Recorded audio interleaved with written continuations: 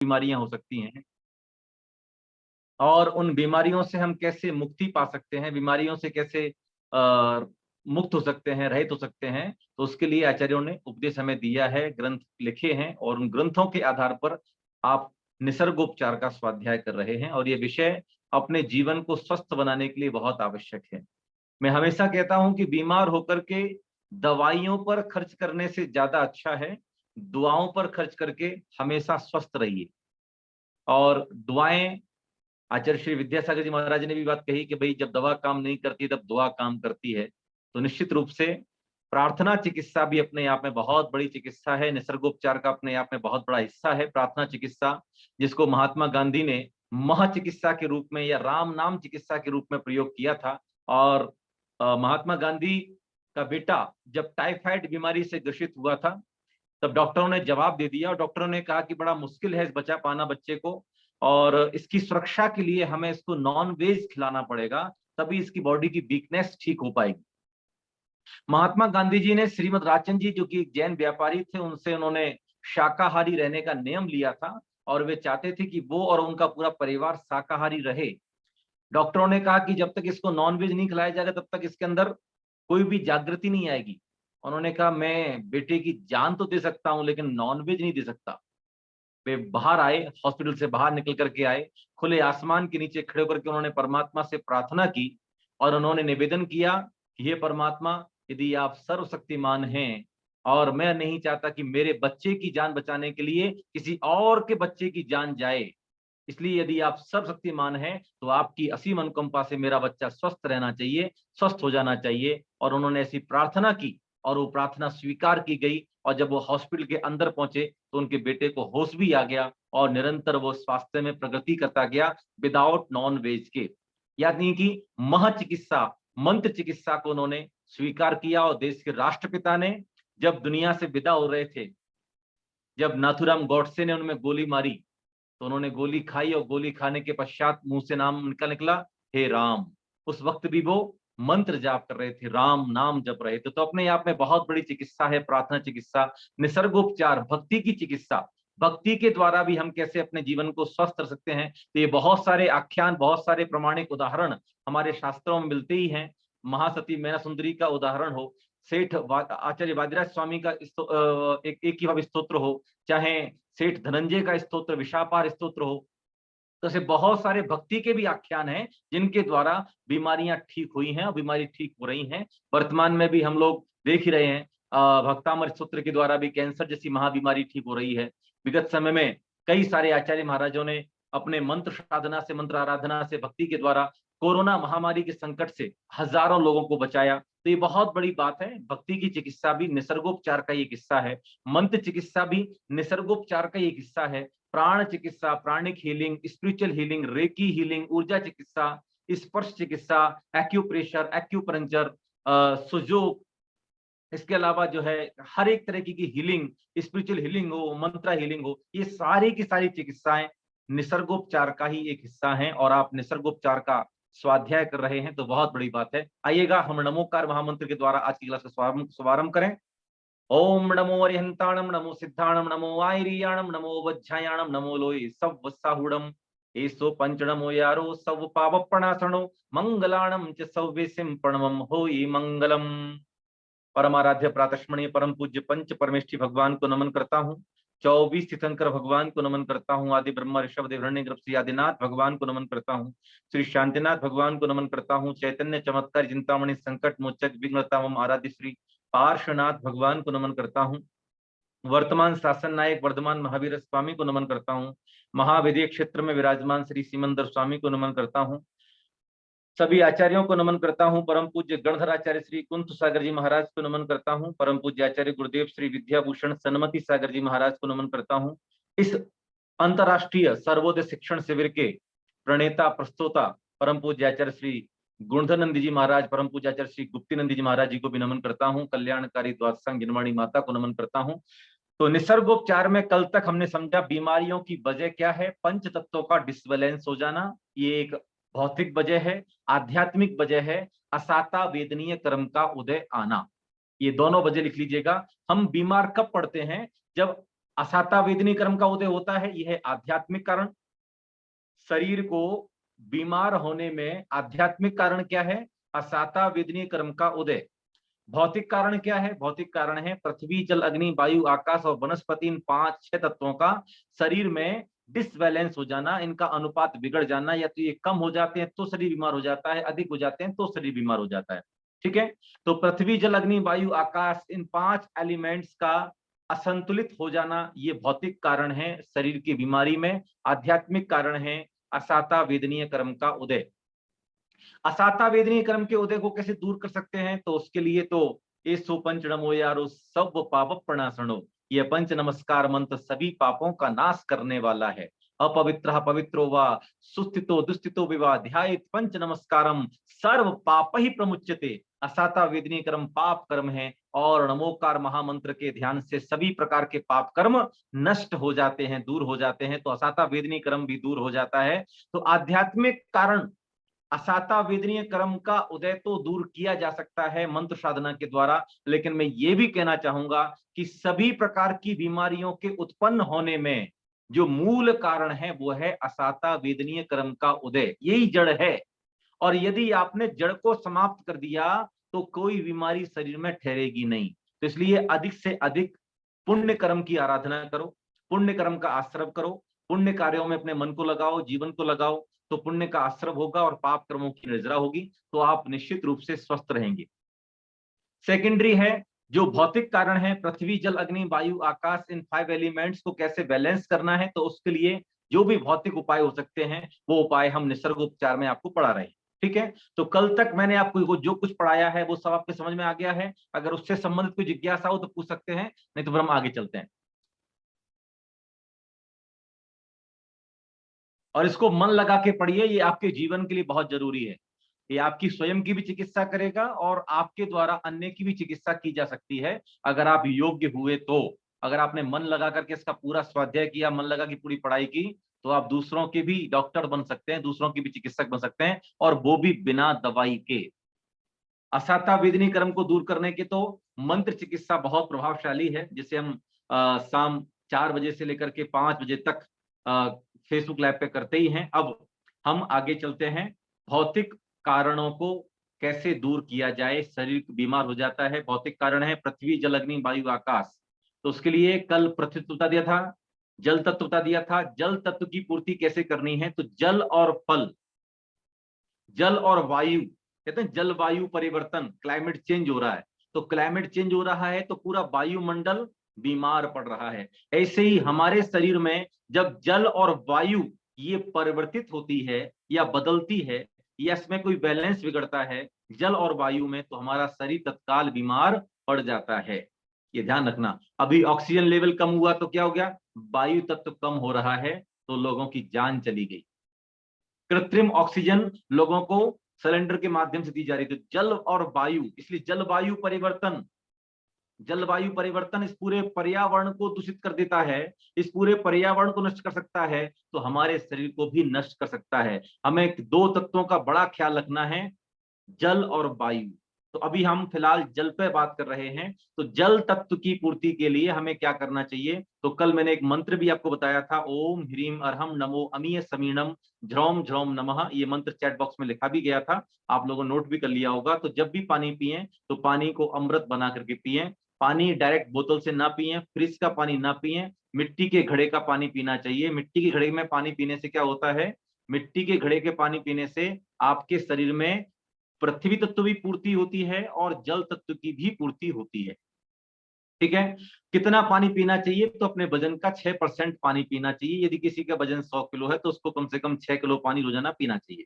ये एक सामान्य व्यवहार मैंने आपको बता दिया। कभी भी डायरेक्ट बोतल से पानी नहीं पीना चाहिए, पानी को हमेशा होठों से लगा के पीना चाहिए, पानी को हमेशा घूंट घूंट करके पीना चाहिए। पानी का टेम्परेचर आपके बॉडी के टेम्परेचर से और रूम टेम्परेचर से ज्यादा नहीं होना चाहिए। यदि वो ज्यादा है तो बॉडी उसे एब्जॉर्ब नहीं करेगी, बॉडी उसे स्वीकार नहीं करेगी और उससे जल तत्व की कमी हो जाएगी। आपको लगेगा कि हम तो बहुत पानी पीते हैं, लेकिन आप यदि बॉडी टेम्परेचर से ज्यादा पानी पीते हैं या रूम टेम्परेचर से ज्यादा टेम्परेचर का पानी पीते हैं या कम टेम्परेचर पानी पीते हैं तो वह आपके लिए नुकसानदायक रहेगा। बहुत ज्यादा गर्म पानी पीना भी नुकसानदायक है और बहुत ज्यादा ठंडा पानी पीना भी नुकसानदायक है। इसलिए आचार्यों ने लिखा शीतोष्ण जल होना चाहिए। इसको बोलते हैं शीतल जल। शीतल का मतलब ठंडा नहीं, शीतल का मतलब होता है जैसा प्रकृति में वातावरण में जो टेम्परेचर मेंटेन कर रही है प्रकृति, उसी टेम्परेचर का पानी हमें पीना चाहिए। इसका बहुत ख्याल रखिएगा। आपको लगेगा इससे तो प्यास ही नहीं बुझेगी, प्यास बुझेगी यदि आप घड़े का पानी पियोगे, तो वो शीतल जल होता है, ठीक है। वो बहुत ज्यादा ठंडा नहीं होता है, वो रूम टेम्परेचर के साथ अपने आप को जोड़ लेता है, क्योंकि वो पृथ्वी तत्व के साथ जुड़ा हुआ है। अभी गर्मी के मौसम में आप देखेंगे आपकी छत पर जो टंकी रखी हुई है उससे आने वाला पानी भयंकर गर्म होता है, लेकिन जमीन के नीचे से पानी आप निकालोगे, समरसेबल से, बोरिंग से पानी निकालो आप, तो उसका पानी बहुत अच्छा ठंडा होता है, ठीक है। ऐसे ही सर्दियों के मौसम में आप देखोगे तो जमीन से निकलने वाला पानी हल्का सा गर्म होता है। तो शरीर, ये प्रकृति अपने आप तापमान को नियंत्रित कर लेती है, ठीक है ना। तो कल मैंने जो मंत्र बताया था, ओम ह्रीम अरहम नमो अमीय सवीर्णम ज्रौम ज्रौम नमः, ये अमृत श्राव रिद्धि मंत्र है। इसका जाप करके आप सुबह सुबह पानी पीजिए। शेष अब आगे हम पढ़ते हैं। तो रोजाना स्नान करना चाहिए, ये भी जल तत्व की पूर्ति के लिए है। रोम छिद्र आपके साफ होने चाहिए ताकि आपके शरीर से अशुद्ध जल बाहर निकले, जल की अशुद्धता बाहर निकले, ठीक है ना। यूरिनल ट्रैक इन्फेक्शन से बचना चाहिए, यूटीआई से बचना चाहिए। मूत्र मार्ग संबंधी किसी प्रकार की बीमारी से यदि आप ग्रसित हैं तो आप समझ जाइए कि आपके शरीर में जल विकार है। तो यदि आपको बहुत ज्यादा बार बार यदि आपको यूरिन आता है, यूरिन का प्रेशर आता है, या बहुत कम यूरिन आता है, या यूरिन बहुत पीला आता है, तो समझ जाइए कि आपके शरीर में जल तत्व का विकार चल रहा है और ये आपकी किडनी पर इफेक्ट करने वाला है। बहुत जल्दी किडनी खराब हो सकती है, कैटरेन बढ़ा सकती है। तो जल तत्व की वजह से constipation, acidity, hyper acidity, ulcer, ulcerative colitis, आंतों में सूजन और पाइल्स, फीसर, ये सारी की सारी बीमारियां जो है जल तत्व की वजह से होती हैं, अगर जल तत्व कम है तो, ठीक है। अगर स्टोन है तो क्या करें, तो स्टोन की तकलीफ बार बार हो रही है तो आपको पानी जो है उसे कम से कम 4 छन्नों में छान करके पीना चाहिए। आरओ का पानी पीने के लिए मैं नहीं कहूंगा, मोटे छन्ने में छान करके पीजिए। अब आगे चलते हैं जल तत्व की पूर्ति के लिए। व्यक्तिगत समस्या के समाधान के लिए क्लास नहीं है, ये क्लास सभी के लिए है। तो कोर्स को पहले हम पूरा करना है, उसके बाद यदि आप व्यक्तिगत कोई बीमारी है तो उसके लिए हम बाद में चर्चा करेंगे। जल तत्व की पूर्ति के लिए कल मैंने आपको बता दिया था। आज हम देखेंगे जल तत्व की पूर्ति के लिए जिनके शरीर में बहुत ज्यादा जल की कमी रहती है, तो उनको कंठ पर और अपने पेट पर, कंठ पर और पेट पर गीली टॉवल को कम से कम 15 मिनट तक लपेट के रखना चाहिए। क्योंकि कई बार क्या है कि आंतों में बहुत ज्यादा ड्राइनेस आ जाती है, तो आप पानी तो पीते हैं, तो पानी क्या होता है, सीधे सीधे निकल जाता है, यूरिन से पास आउट हो जाता है या पसीने से निकल जाता है। तो आंतों में जब तक नरमपन नहीं आएगा तब तक आंतें सही तरीके से काम नहीं करेंगी और पेट में दर्द होता रहेगा, गैस्ट्रिक और एसिडिटी की समस्या बनी रहेगी। तो आंतों को नरम करने के लिए आप कोई भी चीज, जैसे दालें हैं, आप लोग घर में राजमा छोले बनाते हो तो उसे क्या करते हो, रात को भिगो देते हो पानी में, तो वो सुबह क्या होता है, वो थोड़ा सुबह थोड़ा सा मेल्ट हो जाता है, थोड़ा नरम हो जाता है वो। तो ऐसे ही आंतों को, और गले में अगर किसी प्रकार की कोई भी खराबी है, बहुत ज्यादा प्यास लगती है, तो उसको भी ठंडक पहुंचाने के लिए तो गले पर थोड़ी देर तक गीली पट्टी का लेप करें, गीली पट्टी लगा लें, और पेट पर भी थोड़ी देर तक गीली टॉवल को लगा के रखें। तो इससे अंदर जो है थोड़ा सा शांति मिलेगी, थोड़ा सा गले की जो समस्या है, गले की जो खराश है, गले की जो ड्राइनेस है, आंतों का जो ड्राइनेस है, वो थोड़ी सी खत्म होगी, ठीक है ना। ये भी जल तत्व की पूर्ति के लिए है। जल तत्व की कमी बहुत ज्यादा शरीर में हो रही है, बहुत ज्यादा ड्राइनेस रहती है, बहुत ज्यादा गर्मी चढ़ी रहती है, जिनके पैरों से आग निकलती रहती है, तो उनके अग्नि तत्व बढ़ा हुआ है और जल तत्व कम है, तो उनको घुटने तक पानी में डाल करके बैठना चाहिए। पुराने जमाने में तो क्या था कि आसपास, घर के आसपास कई नदियां होती थी, तो नदियों में तैर करके आ जाते थे, तो कोई भी होती नहीं थी। तो अभी क्या करें, तो अभी पैरों को पानी में डाल करके बैठने से भी जल तत्व की पूर्ति होती है। जितना आवश्यक शरीर को जल होता है वो सूक्ष्म रूप से जल को ग्रहण कर लेता है। तो जिनको बहुत ज्यादा ड्राइनेस है, जिनको बहुत ज्यादा जल तत्व की कमी रहती है, तो पानी पिए, और पानी के साथ साथ कम से कम 10 से 15 मिनट तक अपने पंजों को पानी के अंदर डाल करके रखें। ये बहुत अच्छा माध्यम है। सर्दी के मौसम में पानी गर्म होना चाहिए, गर्मी के मौसम में शीतल जल में भी आप पैर डाल सकते हैं। इससे आपके मस्तिष्क को ठंडक मिलती है, आपके पूरे शरीर को भी ठंडक मिलती है। ये लोग जानते होंगे, जिन लोगों ने सम्यक शिखर की वंदना की है, तो सम्यक शिखर की वंदना करके जब लौटते हैं तो थोड़ी देर शीतल नाले में अपने पैरों को धो लेते हैं, तो पूरा शरीर की थकान एकदम से निकल जाती है। तो जल के अंदर हमारे शरीर की थकान को निकालने का बहुत बड़ा तत्व है। ठीक है, नहाने का भी विज्ञान है, जल तत्व की पूर्ति के लिए नहाने का भी विज्ञान है। तो स्नान के द्वारा भी जल तत्व की पूर्ति की जा सकती है। ऐसी जब सोनागिर की वंदना हम लोग करते थे बचपन में, तो वहां लौटते समय एक बड़ी सी हौदी होती थी, उसमें जल होता था, तो वो पानी बहुत ठंडा होता था। और जब हम लौटते थे पूरी वंदना करने के पश्चात, तो उस पानी में अपने पैरों को डाल के थोड़ी देर बैठ जाते थे, तो पूरी वंदना की थकान निकल जाती थी, पूरी वंदना की थकान एकदम से काफूर हो जाती थी। तो ये बहुत बड़ी बात है, जल तत्व हमारे शरीर की गर्मी को खींच लेता है।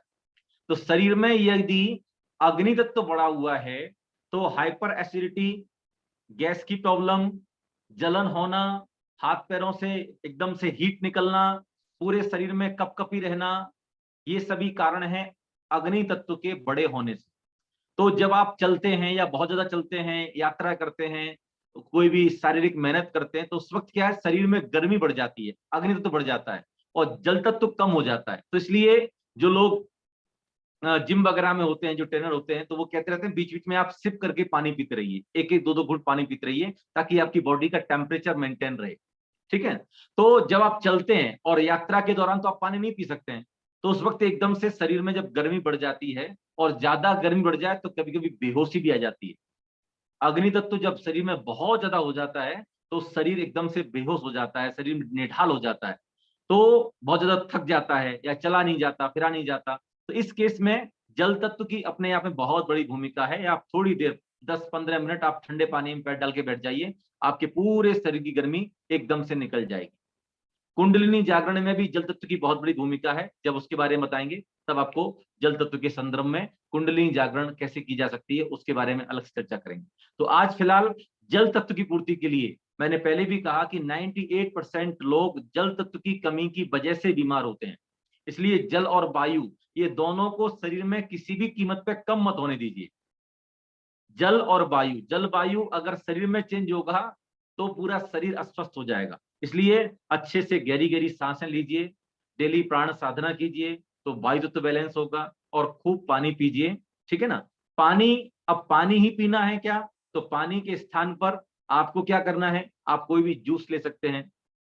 6 किलो लिक्विड फॉर्म है, ठीक है ना। तो 6 किलो पानी, 6 किलो आप जो है पानी के साथ साथ यदि आप जूस ले रहे हैं या दूध ले रहे हैं या कोई ऐसा फ्रूट खा रहे हैं जिसमें बहुत ज्यादा पानी की मात्रा है, जैसे ककड़ी है, खीरा है, तरबूज है, खरबूजा है, जिनमें बहुत ज्यादा पानी की मात्रा होती है, तो ऐसे फ्रूट्स यदि आप खा रहे हैं तो पानी आप कम कर सकते हैं। लिक्विड फॉर्मेशन की जो मात्रा है वो 6 किलो हमें चाहिए बॉडी के लिए। ठीक है ना। 100 किलो वालों के लिए, जिनका वजन 100 किलो है, उनको अपने वजन के हिसाब से 6% लिक्विड फॉर्म चाहिए। तो सब्जी में भी पानी होता है, जो सलाद आप खाते हैं उसमें पानी होता है, फ्रूट्स आप खाते हैं उसमें पानी होता है, कोई जूस पी रहा है, कोई दूध पी रहा है, पानी की मात्रा उस समय आप कम कर सकते हैं। तो 6% लिक्विड फॉर्म हमारे बॉडी में जाना चाहिए, तो हमारा शरीर जल तत्व की पूर्ति कर पाता है। अभी गर्मी के मौसम में थोड़ा सा हमें टेम्परेचर से बढ़ता है तो पसीना ज्यादा निकलता है, तो इस केस में हमें थोड़ी सी मात्रा बढ़ा लेनी चाहिए, तो 7%।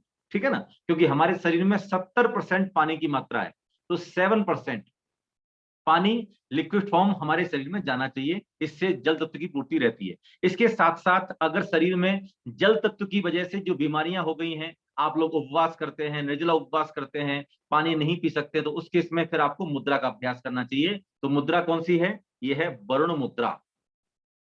ये जो लास्ट फिंगर है, मैंने चारों उंगलियों और अंगूठे के बारे में बता दिया था। ठीक है ना। तो लिटिल फिंगर सबसे छोटी उंगली का टॉप और अंगूठे का टॉप, इनको मिला के बनाएंगे तो ये बन जाएगी जल मुद्रा, इसको बोलते हैं वरुण मुद्रा। तो जब आप उपवास कर रहे हैं या गर्मी का मौसम है और पानी आपके पास में नहीं है, ठीक है ना, तो उस केस में आप क्या करेंगे, उस केस में आप शीतली प्राणायाम करेंगे, और शीतली प्राणायाम के साथ साथ वरुण मुद्रा का अभ्यास करेंगे। वरुण मुद्रा मतलब ये, इससे जल तत्व की पूर्ति शरीर में हो जाती है। ठीक है, ये है वरुण मुद्रा। और शीतली प्राणायाम कैसे किया जाता है, तो अपनी जीभ को गोल बना लीजिए, पाइप बना लीजिएगा, इस तरीके से पाइप के अंदर से आप सांस लेके जाइए। अगर ऐसे नहीं कर पा रहे हैं तो अपने दांतों के पिछले भाग में पीछे की तरफ जीभ को लगा लें और फिर दांतों के बीच में से सांस को खींचें।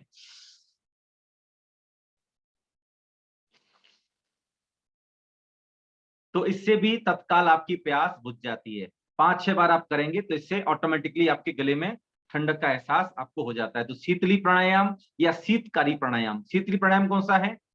जीभ को पाइप बना करके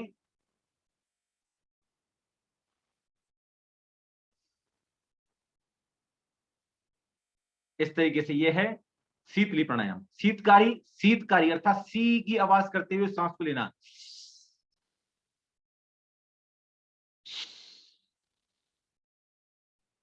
तो ये है शीतकारी प्राणायाम। ये दोनों भी गर्मी में आपको ठंडक का एहसास कराएंगे, ठीक है ना। तो ये दोनों प्राणायाम करिए और साथ साथ वर्ण मुद्रा का अभ्यास कीजिए। लिटिल फिंगर का टॉप और अंगूठे का टॉप मिला करके आप वर्ण मुद्रा का अभ्यास करेंगे तो इससे भी आपको जल तत्व की पूर्ति करने में, गर्मी का मौसम है तो ये जो लू लग जाती है या कुछ हो जाता है तो उस केस में आपको ये तत्काल करते रहना चाहिए।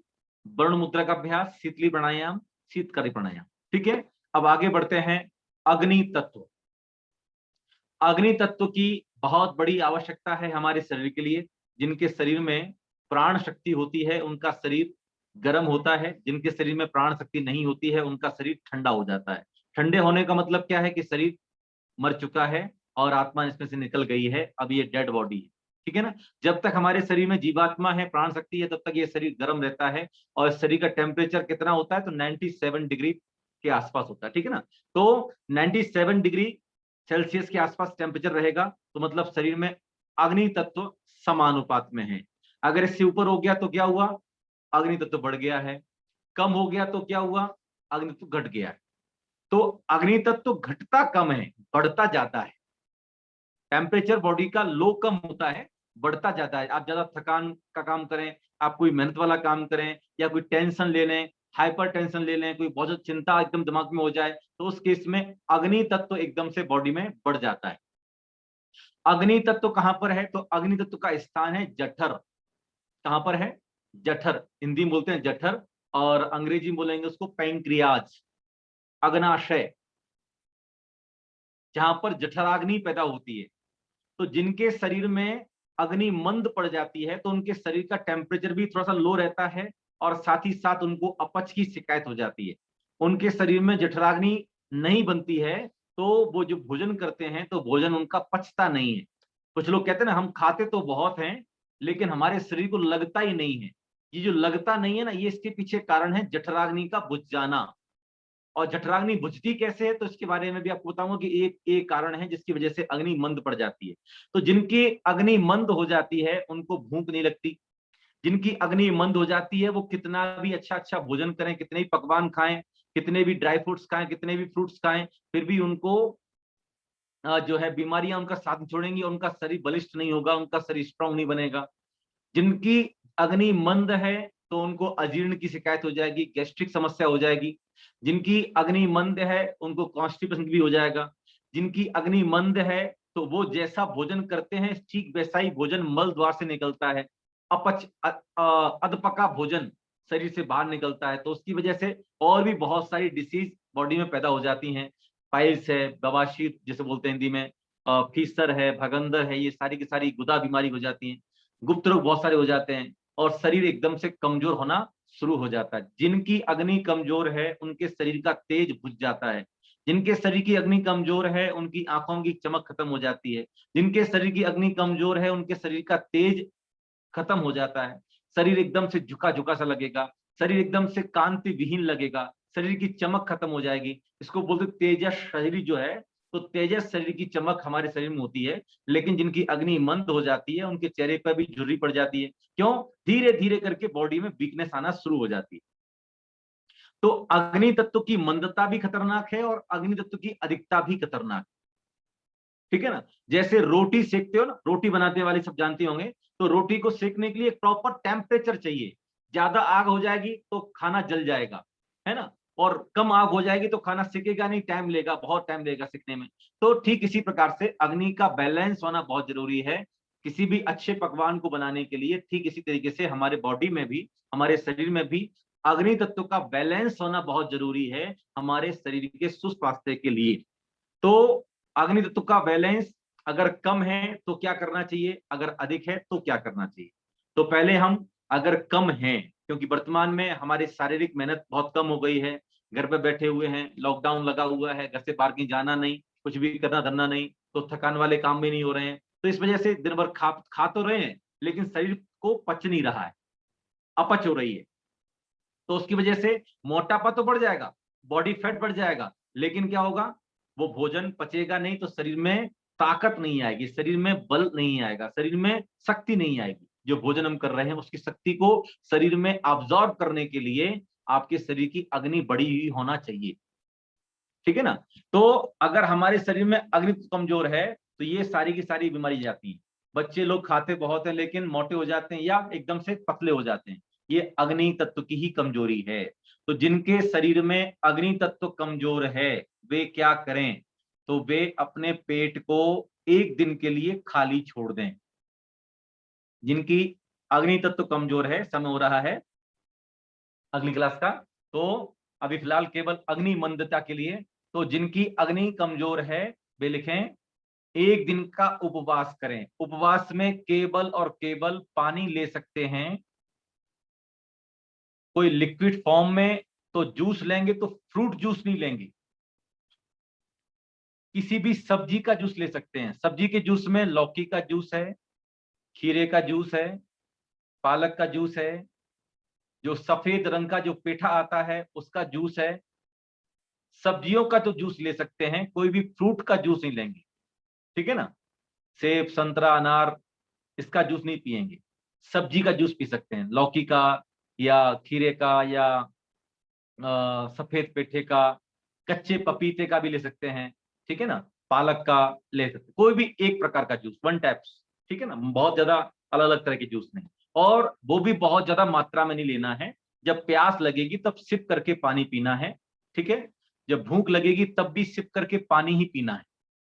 एक दिन पूरे पेट को पूरी तरह से खाली रखना है ताकि शरीर के अंदर कहीं भी कोई मल रुका हुआ है तो एक बार वो बॉडी से बाहर हो जाए। सेकेंड डे अब सब्जी का जूस नहीं पिएंगे हम, पानी पिएंगे, पानी के साथ में बहुत पतली छाछ पिएंगे।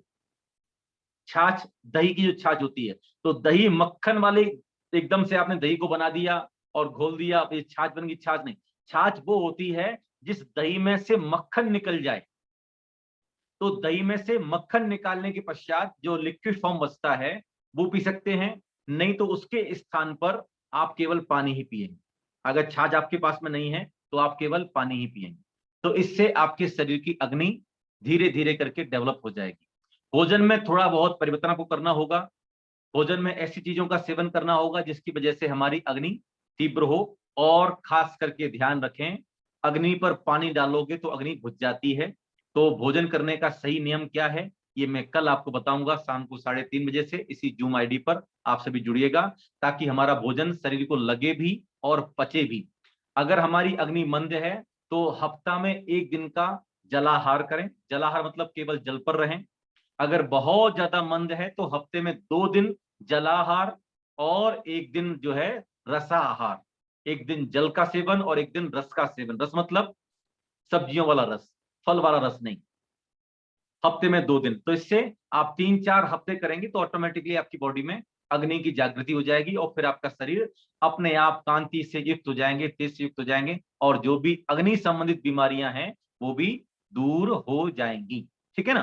तो कल हम बताएंगे भोजन करने का सही तरीका क्या है और भोजन कैसे करें ताकि हमारी शरीर में अग्नि प्रज्वलित रहे।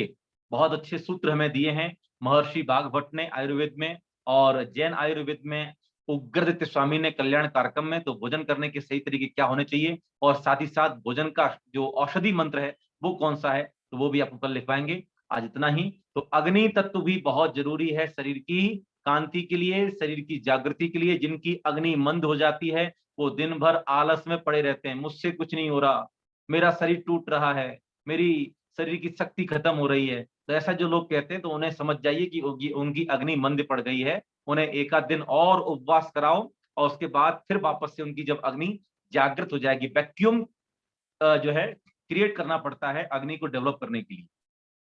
तो एक बार जब सफाई हो जाएगी अंदर से, तो ऑटोमेटिकली अग्नि डेवलप हो जाएगी। इसकी दूसरी प्रक्रिया और भी है। अगर आप उपवास नहीं कर सकते हैं तो सुबह जो है एनिमा ले सकते हैं। एनिमा भी अपने आप में बहुत बड़ी पावर रखता है। आपकी आंतों को साफ करके, आपकी आंतों की सफाई करके फिर आप जो है दोबारा से अपने शरीर में अग्नि जागृत कर सकते हैं। तो अग्नि सभी के शरीर में होती है। डायबिटीज, पैंक्रियाज में, अग्नाशय में इंसुलिन बनना बंद हो जाता है, तो उसकी वजह से डायबिटीज जैसी बीमारी हो जाती है। ये भी अग्नाशय की कमजोरी है, ये भी अग्नि तत्व का डिसबैलेंस होना है। अगर आपके शरीर में अग्नि तत्व को बैलेंस कर लिया जाए तो आप डायबिटीज जैसी बीमारी से जन्म जन्म के लिए मुक्त हो सकते हैं, पूरे जीवन भर के लिए मुक्त हो सकते हैं। डायबिटीज आज लगभग 80% लोगों को डायबिटीज है। हर चौथे इंसान को डायबिटीज है, और उसके पीछे वजह है भोजन की सही तरीका नहीं आता, भोजन करना नहीं आता। भोजन तो सब करते हैं लेकिन सही तरीके से नहीं करते हैं, तो उसकी वजह से डायबिटीज, हार्ट डिसीज, कोलेस्ट्रॉल ऐसी बीमारियों से ग्रसित हो जाते हो। तो कल हम 3:30 बजे समझेंगे भोजन करने का सही तरीका और अग्नि को कैसे हम शरीर में जागृत करें कि हमारा शरीर सभी प्रकार की बीमारियों से मुक्त रहे। आज इतना ही, शेष कल। अभी शाम को 4 बजे से फेसबुक लाइव पर मंत्र विज्ञान का सेशन चलेगा, आप लोग वहां पर भी जुड़ सकते हैं। ओम शांति, ओम अरहम, नमो जनार्दन।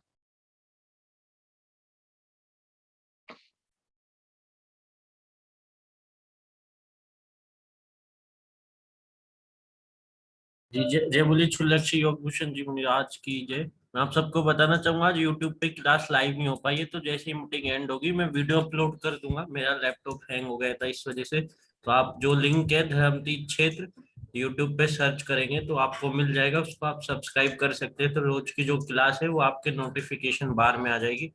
अभी मैं कुछ ही देर में अपलोड कर दूंगा, कुछ टेक्निकल कारण से अपलोड नहीं हो पाई। छुल्लक जी के चरणों में इच्छा में इच्छा में इच्छा में। अभी छुल्लक जी कुछ डाउट आए थे, वो लेने हैं क्या? हाँ, पूछिए जल्दी से। जी जी, एक आया था कि सब्जी रस कौन से, मेरे को भी नहीं समझा वो क्या पूछना चाह रहे थे। सब्जियों के रस, सब्जियों में जिस लौकी का रस है, घिये का रस जो होता है, घिया लौकी बोलते हैं ना, लौकी का रस है, खीरे का रस है, खीरे का जूस है। खीरे को कस करके और उसका पानी निकाल लीजिएगा, तो खीरे का पानी है या लौकी का जूस है। इसके अलावा जो है पालक का जूस है। सब्जियां जो बनाते हैं उनका रस निकालना है, उनको मिक्सी में या जूसर में क्रश करके और उसका जूस निकालना है, वो सब्जी का रस कहलाता है। तो अग्नि को डेवलप करने के लिए सब्जियों का रस ले सकते हैं, फलों का जूस नहीं लेना है। जी छुल्लक जी, एक ने पूछा प्रेगनेंसी में कितना पानी पीना चाहिए। प्रेगनेंसी में कितना पानी पीना चाहिए? अपने वजन का कम से कम 6%। ये अभी 2 हैंड रेज हुए हैं, तो मैं उनका माइक अनम्यूट कर रहा हूँ, आप फटाफट अपने क्वेश्चन पूछ सकते हैं। जी आपका माइक अनम्यूट। जी महाराज जी, मैं पूछना चाह रही हूँ कि वो मंत्र जो जल वाला है वो जरा रिटन में दे दें, कल उच्चारण हमने चैट बॉक्स में लिखा था, ओम ह्रीम अरहम नमो अमीय सबीणम झ्रोम झ्रोम नमः। ये रिद्धि मंत्र है। 48 जो रिद्धि मंत्र है वक्तांबर के, उसमें जो अमृतस्थ रिद्धि मंत्र है वो है ओम ह्रीम अरहम नमो अमीय सबीणम झ्रोम झ्रोम नमः। ये हमने कल भी लिखा था चैट बॉक्स में। रिटन में मिल जाए महाराज जी तो बहुत अच्छा रहेगा, थोड़ा कल उच्चारण। कल लिखा था, मैं आपको भिजवा दूँ। जी जी, ये धन्यवाद। आपको व्हाट्सएप मिल जाएगा। जी आपका माइक। इच्छा में गुरुदेव जी पृथ्वी तत्व में जो आपने बोला था कि खेत की मिट्टी लाके हम छत पे रख के 5 इंच का वो लेयर बनाना, तो उसमें फैमिली मेंबर जैसे हम एक साथ वो उस लेयर पे रह सकते हैं क्या? हाँ, अर्थ एलिमेंट की पूर्ति के लिए आप वो कर सकते हैं, फैमिली मेंबर सारे कर सकते हैं, लेकिन उस मिट्टी को फिर जो है 15 दिन में चेंज करते रहिए। अच्छा, यानी एक साथ कर सकते हैं? हाँ, कोई दिक्कत नहीं। जी आपका माइक अनम्यूट कीजिए। महाराज जी इच्छा में आप लोग 1008 वाले कौन है? इच्छा में महाराज जी आवाज आ रही है? जी हाँ, बोलिए बोलिए। अभी आपने जो बोला कि जो उपवास वगैरह नहीं कर सकते उसके लिए दूसरा उपाय क्या बोला आपने? वो वत्सल आवाज नहीं आ रही है। जी आपकी आवाज नहीं आ रही है, आपका कुछ नेटवर्क इशू है, आप कल पूछ लीजिएगा। अभी चलते हैं उषा जी अक्कर बोटे जी, आपका माइक फटा, आप कुछ पूछना चाह रहे हैं? उषा चक्रवर्ती पूछे। आपका माइक अनम्यूट कीजिए। हेलो महाराज जी, ये हम बोलिए। लड़की है तो नहीं कि सब्जी नहीं खाती, तो सब्जी जूस भी नहीं पीती, तो क्या देंगे? उसका अग्नि बहुत मंद है। अब ये पर्सनल जिज्ञासा है आपकी, आप पर्सनल जिज्ञासा जो है वो सब्जियों को खिलाना बहुत जरूरी है, बच्चों को प्रेरणा दीजिए। जी आपका माइक अनम्यूट कीजिए शिखा शिखा। कासलीवाल जी जल्दी कीजिए।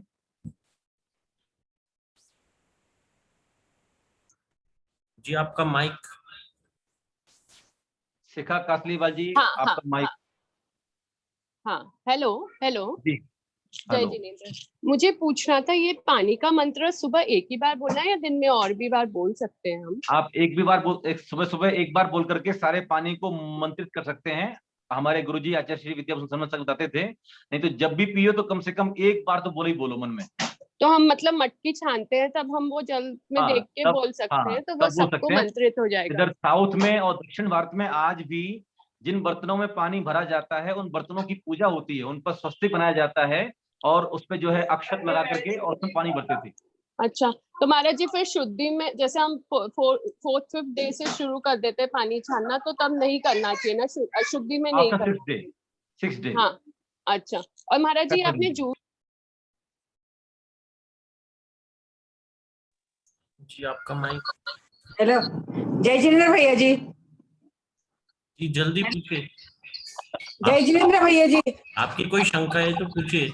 हाँ, सुबह जो मंत्र बोलना है, अभी एक ही भक्तंबर का जो हम मंत्र बोलते हैं, तो अलग अलग पानी ले क्या? नहीं एक ही पानी ले सकते हैं, कोई दिक्कत नहीं है। सभी स्तोत्र को एक ही पानी चलता हाँ है? एक ही पानी चलेगा, कोई दिक्कत नहीं है। अभी सबकी शंका कर लेंगे क्योंकि छुल्लक जी का भी फेसबुक लाइव में भी आना है। हाँ तो आप सब लोग अपने नाम व्हाट्सएप भेज दीजिएगा, तो जिसको भी पूछना है वो उनको शंका दी जाएगी और कल छुल्लक जी बता देंगे। व्हाट्सएप नंबर डाल दीजिए, कौन सा नंबर है? जी जी व्हाट्सएप नंबर नीचे लिख लीजिए आप लोग, ठीक है ना? इस पे आप आपकी शंका भेज दीजिए, छुल्लक जी तक पहुंच नीचे जाएगी। नंबर आ रहा है 7448185024। अगर आपकी कोई भी जिज्ञासा है तो आप धर्म तीर्थ के इस मोबाइल नंबर पर व्हाट्सएप कर सकते हैं और आपकी जिज्ञासा का समाधान कल की क्लास में किया जाएगा, ठीक है ना? और अभी शाम का 4 बजे का लाइव देखना है तो facebook.com/योगभूषण YOGBHOOSHAN इस नाम से मेरा पेज है, आप वहां जाके देख सकते हैं। जी जय बोले छुल्लक जी और भूषण जी, मुझे आज कीजिए, मैं आप सबके माइक अनम्यूट करूं।